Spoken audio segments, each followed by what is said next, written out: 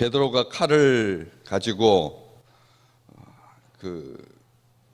밤중에 누군가의 귀를 뱄다 라고 하는 이 사건은 사복음서에 다 기록되어 있습니다. 이게 어떤 정말 치명적이고 중요한 사건이어서 복음서가 다 기록했을까? 복음서마다 자기의 어떤 주관과 관점을 가지고 어떤 것은 기록하고 어떤 것은 빼기도 하면서 그렇게 기록하는 것은 알겠는데, 이왕 할 거면 그냥 마지막 순간에 저항하지 않고 예수님께서 잘 붙잡히셨다. 구원을 이루기 위해서 끝까지 미적미적 거리지 아니하고 아주 신속하게 일을 처리하셨다. 이렇게 기록하면 좋을 것 같은데, 이 제자 중에 하나가 예수님께서 붙잡히시는 것을 거부했다 하는 것은 별로 도움이 안 될 것처럼 보이는데, 이것을 네 복음서가 다 기록한다는 거죠. 게다가 요한은 그 제자가 바로 베드로였다라고 하는 것을 아주 명시하고 있습니다. 베드로가 그렇게 칼을 쓰는 사람이었다. 아주 혈기를 부리고 또 덤벙덤벙대고 말이 빠르고 그런 사람이었다. 부족한 사람이었다. 이거 하지 않아도 되는데, 그렇지 않습니까? 더 세상도 어떤 지도자를 세울 때 처음의 과정이야 굉장히 첨예하지만 시간이 지나면 아무도 그것에 대해서 들추려고도 하지 아니하고 이렇게 우호적인 쪽으로 가는 것이 세상의 순리인데, 예수님의 수제자이고 그리고 또 교회의 지도자인데 베드로 이름 빼면 훨씬 더 좋았을 것을 맨 마지막에 기록된 이 요한복음이 베드로를 정확하게 풀네임으로 시몬 베드로라고, 아예 다른 사람 말할 것도 그냥 시몬이라고 했거나 아니면 베드로라고 한 것도 아니고 시몬 베드로가 칼을 빼서 대제사장의 종 오른쪽 귀를 베어버렸다. 그리고 그 사람은 종의 이름은 말고였다. 아주 분명하게 기록하고 있습니다. 여기서 우리는 예수님의 제자가 행한 제자라고 말하지도 아니고 둘러댈 필요도 없이 시몬 베드로가 그 짓을 했다라고 말했을 때, 그 짓이라고 하면 우리는 이 사건이 어떤 의미를 가지는지 다시 한번 생각해 보게 되는 거죠. 이게 정당 방위인가? 스승을 향한 스승을 지키려고 하는 제자의 충정 어린 마음인가? 아니면 자기 보호 본능인가? 아니면 다급한 나머지 얼떨결에 저지른 우발적인 사건인가? 이런 여러 가지 생각들을 하게 된다는 거죠. 보통 자기를 지키려고 하는 행동은 두려움에 기인하는 것이죠. 두려움에 기인하는 것입니다.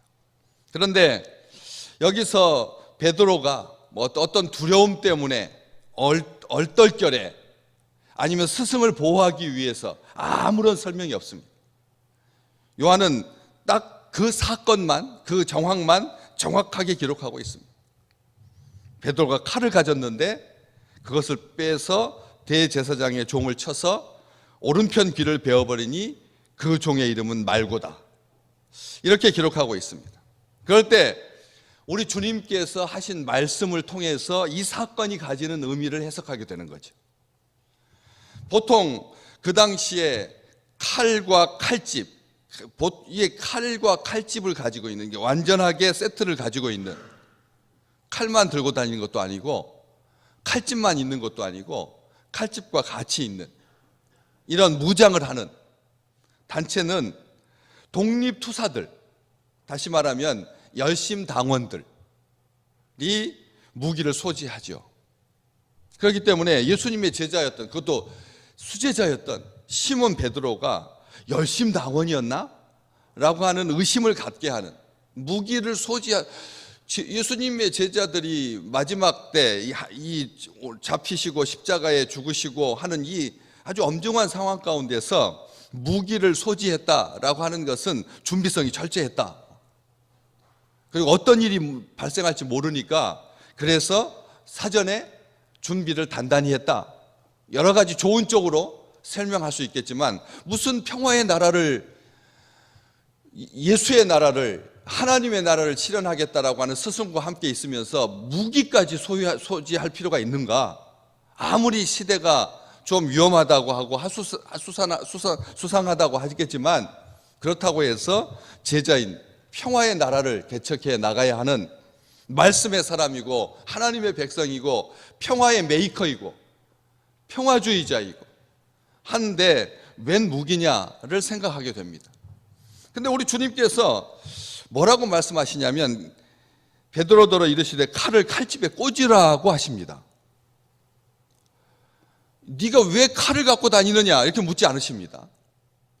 그리고 왜 칼을 함부로 휘두르느냐라고 말씀하시지도 않습니다. 다른 복음서 마태복음에는 칼을 사용하면 칼로 망한다, 칼로 하려고 하면 칼 때문에 망하게 된다, 이렇게 말씀을 하셨지만 여기 요한이 기록한 내용에 보면 그냥 칼을 칼집에 꽂으라고 하십니다. 칼을 던져버려라 라고 하지 않으십니다. 다시 말하면 무력을 포기해라 라고 하지 않는다는 거예요. 칼집을 꽂으라고 하는 말은 다음번에 쓸 수 있게 따로따로 분리되지 아니하게, 이 경황 없는 중에 칼을 땅에 버렸다가 나중에 그거 찾는 그런 일, 번거로운 일 없도록 아주 굉장히 준비스러운 침착한 그런 행동인 것처럼 보입니다. 칼을 꽂으라, 다시 쓸 수 있게 해라. 다시 말하면 버리라고 하지 않았다는 거죠. 칼에 손도 대지 마라, 꿈도 꾸지 마라, 무력은 안 된다, 이런 말이 아니라는 거죠. 칼을 꽂으라고 하는 말은 다음번에 쓸 수 있게 칼을 소지하라는 그런 말입니다. 다시 말하면 무저항 비폭력의 상징으로서 이 본문을 해석해서는 안 된다는 거예요. 비굴하고 굴종적인 차원에서 칼을 함부로 내둘러서 안 된다, 우리는 칼을 쓰는 존재가 아니다, 여러 가지 그런 의미가 아니다라고 하는 것이죠. 왜냐하면 마태복음에서는 우리 주님께서 뭐라고 하셨냐면 내가 세상에 칼을 주러 왔다라고 말씀하시거든요. 내가 세상에 칼을 주러 왔다, 불을 주러 왔다, 칼을 주러 왔다, 우리 주님께서 그렇게 말씀하십니다. 더 놀라운 것은 누가복음 22장 36절에 보면 심지어 이렇게 말씀하십니다. 칼 없는 사람은 겉옷을 팔아서라도 칼을 사라. 우리 주님께서 그렇게 말씀하십니다. 겉옷을 팔아서 칼을 사라. 겉옷을 판다라고 하는 말은 가장 인간이, 개인이, 보통 사람들이 가지고 있는 물건 중에 제일 소중한 물건입니다. 겉옷은 모든 것의 기본이 됩니다. 그게 신분일 뿐만 아니라 추위로부터 보호, 맹수로부터 보호, 안전, 신분 다 상징합니다. 이스라엘 백성들에게 겉옷은 가장 소중한 재산 목록 1호입니다. 다른 것은 몰라도 겉옷은 반드시 있어야 됩니다. 겉옷 없으면 안 됩니다. 겉옷이 필요합니다. 가장 소중한 물건입니다. 그래서 귀한 것입니다. 그래서 겉옷을 제비 뽑아 나누는 것입니다. 겉옷은 그렇게 소중한 것입니다. 그런데 그 겉옷을 팔아서라도 칼을 사라고 말씀하십니다. 바울은 예수님의 정신을 그대로 이어받아서 에베소 교회에 편지하면서 뭐라고 말합니까? 성령의 검을 가지라 라고까지 말합니다.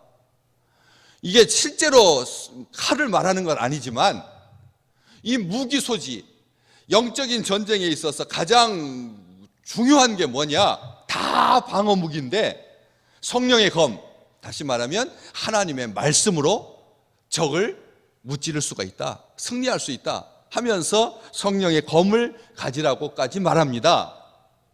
기독교는 항상 그냥 쑥맥이고 그리고 아무런 저항도 하지 아니하고 때리는 대로 맞는 존재냐? 비폭력이, 무저항이 기독교의 정신의 원천이냐? 이것을 따져보게 하는 그런 대목입니다. 우리 주님께서 칼을 포기하라고 하지 않으십니다. 정말 왜 그런 말씀을 하셨을까요? 생각을 금방 확인할 수 있습니다. 칼이 칼집에 꽂혀 있을 때, 그때가 진정한 용기입니다. 칼을 빼서 휘두르는 순간 칼은 칼을 부르게 돼 있고, 그리고 피는 피를 부르게 되어 있습니다. 칼이 칼집에서 나오는 순간 그때부터는 무라도 베야 된다, 이런 말이 있을 만큼 칼은 반드시 상처를 입히게 된다는 거예요. 칼집에 있을 때 그 칼은 법과 정의의 상징이 됩니다. 칼이 칼집에 있을 때 그 칼은 진정한 위엄과 권위의 상징이 됩니다.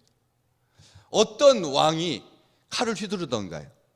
정말 다급할 때, 자기 경호대장도 다 죽고 호위대도 다 죽고 수비대도 다 죽었을 때 자결하기 위해서 칼을 쓰지, 그 칼을 가지고 원수를 상대한다, 그러면 그때 그 나라는 이미 망한 나라입니다. 밑에 사람들은 칼을 쓸 수 있겠지만 왕은 끝까지 칼을 쓰지 않습니다. 진정한 왕이라면 칼집에서 칼을 빼지 않은 채 죽는 게 진정한 권위의 상징입니다. 칼을 빼지 않습니다. 진짜 능력 있는 사람은 칼집에서 칼을 빼지 않는 법입니다. 그렇기 때문에 칼을 빼서 찌르고 죽이고 피 흘리면 그때부터는 이성이 마비가 되고 멈추지 못하게 되니까, 분노대로 휘두르게 되면 망하게 되니까 힘의 논리에 사로잡혀서 칼을 숭배하는 세상이 됐습니다. 누가 센 칼을 가지느냐, 누가 날렵한 칼을 가지느냐, 누가 깊이 찌를 수 있는 칼을 가졌느냐, 이게 세상의 척도입니다. 이게 힘의 논리입니다. 이게 우상 숭배인 겁니다.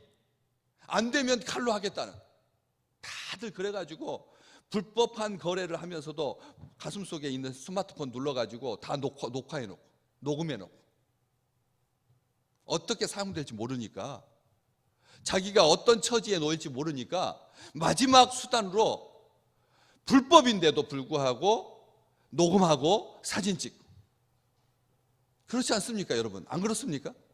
모든 사람들이 언젠가는 휘두르겠다고 가슴에다 칼을 품고 사는 시대 아닙니까? 그래서 그걸 가지고 찔러대고, 그걸 가지고 나쁜 말이지만 발악하게 되고, 이게 우상 숭배인 겁니다. 우리가 생각할 때 무슨 어떤 화려한 상징을, 아니면 자기만의 은밀한 비밀을 라고 말하지 마십시오. 이게 힘의 논리입니다. 우리 주님께서 그러기 때문에 이렇게 말씀하셨어요. 이 똑같은 사건 속에서 너는, 베드로에게 하신 말씀입니다. 내가 아버지께 구하여 지금 12군단 더 되는 천사를 보내시게 할 줄 몰랐더냐. 우리 주님께서 하신 말씀이, 이 무력을 사용하고 있는 이 세상 가운데 제자에게 우리 주님께서 하신 말씀 아십니까? 내가 아버지께 구하여서 지금 12군단도 더 되는 천사를 보내시게 할 줄 몰랐느냐, 이렇게 말씀하셨습니다. 참된 능력이 뭡니까? 참된 힘이 무엇입니까? 폭력을 극복하는 제3의 길. 우리 주님께서는 우리에게 무기력을 요구하는 건 아닙니다. 세상이 치는 대로 그렇게 살아라, 바보같이 살아라, 이것은 세상의 말입니다. 바보같이 살라고 우리 주님께서 한 번도 하신 적 없습니다. 뱀처럼 지혜롭고 비둘기처럼 순결하라고 하셨지, 바보처럼 살라고 하지 않으셨습니다. 허허실실 아닙니다. 폭력을 극복하는 제3의 길, 우리 주님께서 말씀하십니다. 11절 말씀, 아버지께서 주신 잔을 내가 마시지 아니하겠느냐. 아멘. 십자가의 길로, 십자가의 길로, 십자가의 길로, 아버지께서 주신 잔, 그 고난의 잔, 십자가를 지는 잔, 증오를 막고 폭력의 악순환을 끊을 수 있는 비결은, 답은 여기에 있는 것입니다. 아버지의 잔을 마시는 게 평화의 나라를 세운 기초석이 되었습니다. 거룩한 꿈을 이루게 됩니다. 아버지의 하나님의 사랑과 은혜로 이루어지는 나라, 그 나라는 폭력으로 갈 수 있는 나라가 아닙니다. 칼집에 칼을 꽂는 자, 진정 능력이 있지만 그것을 함부로 휘두르지 않는 자, 우리 주님 온유하고 겸손한 자.